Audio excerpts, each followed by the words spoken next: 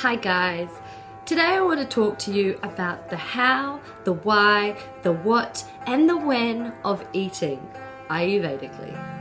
Okay, so in Ayurveda we recognize that it's not just what you eat that's really important, but it's also how you eat it, when you eat it, and why you're eating it.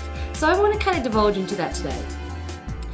Let's start with the why we eat foods we do. So we can often feel like we want to just kind of tuck into some chocolate, or we really want that pizza, but we have to start to question ourselves, what's the kind of intent behind that?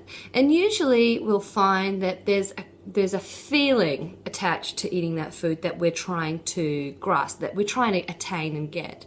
So when we start going into that meditative practice almost of being aware of what our kind of habitual cycles are throughout the day and what we're choosing to eat and why, we can start to really unpack the emotional aspect of why we eat the foods that we do. So you can look at, say, for chocolate, for example, sweet things in Ayurveda. We see that if you're craving that sweets, if you're craving all those goodies, that sweet sugary tooth that you may have, that's kind of an inclination that there's that need for love, that need for filling your body up with love and kindness. So we want to see ourselves get that through other ways, not through the white crack of sugar, which can really deplete your ojas, your plasma, your good kind of energy of life, your good juice of life, and instead look for ways that you can self-love, like having a beautiful, nourishing bath with essential oils, or going for a walk or a run to get those endorphins up, or having a hug, just getting a hug, hugging yourself. Can be really nice too. Not as much as getting a hug from somebody else, but it still works.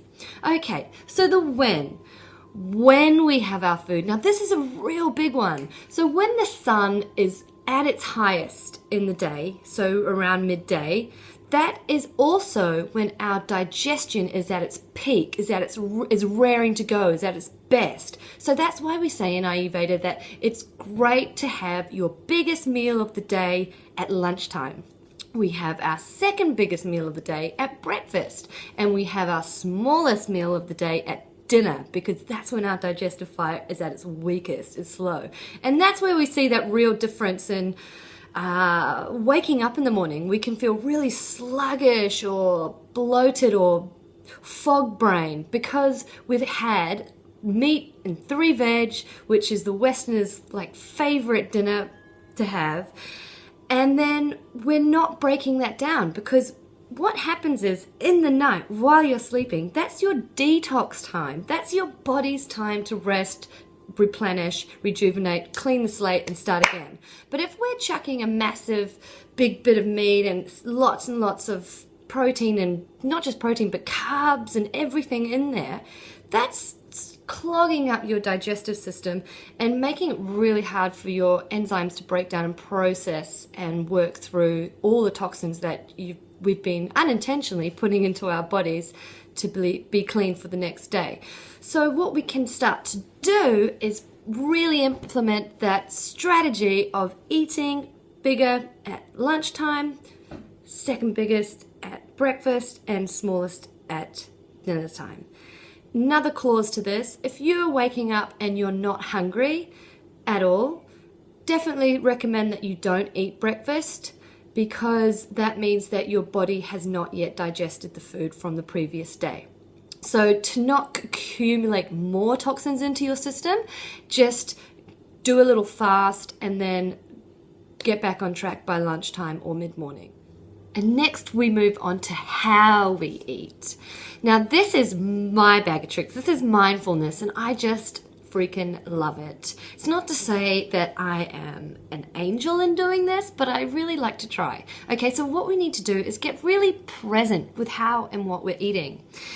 We often at times, now who right here, right now watching me, is shoving something in their face? oh, look, it's quite common, but it's not good for you and it's really bad on your digestion. What's happening is that when we are so busy and we're eating on the run, we're eating when we're driving, or we're eating having a fight or angry or stressed, that's really bad, because not only are we not processing that food properly, but we're actually absorbing that negative energy into our bodies as well.